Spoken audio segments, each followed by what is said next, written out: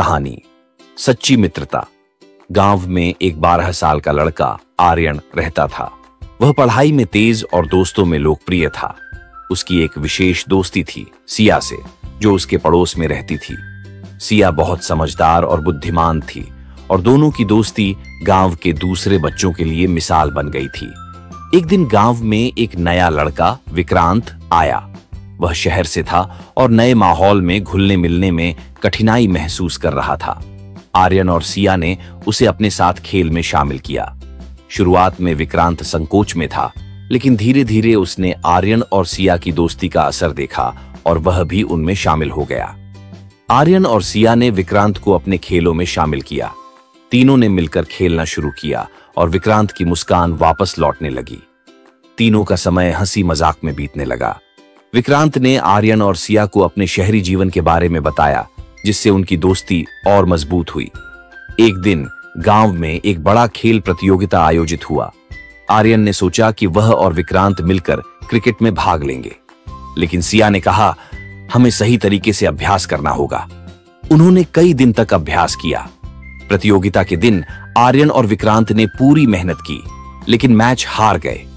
आर्यन निराश हुआ, लेकिन सिया ने उसे समझाया, जीत और हार दोनों जीवन का हिस्सा हैं। महत्वपूर्ण है कि हमने साथ में खेला और कोशिश की। कुछ समय बाद विक्रांत ने गांव में एक समस्या देखी। गांव के बच्चे अक्सर पढ़ाई में कमजोर थे। विक्रांत ने आर्यन और सिया से कहा, हमें कुछ करना चाहिए। उन्होंने एक अध्ययन समूह बनाया, जिसमें वे बच्चों को पढ़ाने लगे। धीरे धीरे गांव के बच्चे पढ़ाई में अच्छा करने लगे। सभी ने उनकी मेहनत की सराहना की। यह देखकर विक्रांत को खुशी हुई और उसने महसूस किया कि सच्ची मित्रता न केवल अपने लिए बल्कि दूसरों के लिए भी होती है। एक दिन गांव में एक त्योहार आया। सभी बच्चे मिलकर तैयारी कर रहे थे। विक्रांत को एक ऐसा काम सौंपा गया जो बहुत मुश्किल था। उसे एक नृत्य प्रदर्शन का नेतृत्व करना था, लेकिन कुछ दिन पहले विक्रांत बीमार पड़ गया। आर्यन और सिया ने विक्रांत का ख्याल रखा। वे न केवल उसकी मदद करते रहे, बल्कि उन्होंने नृत्य की भी पूरी तैयारी की।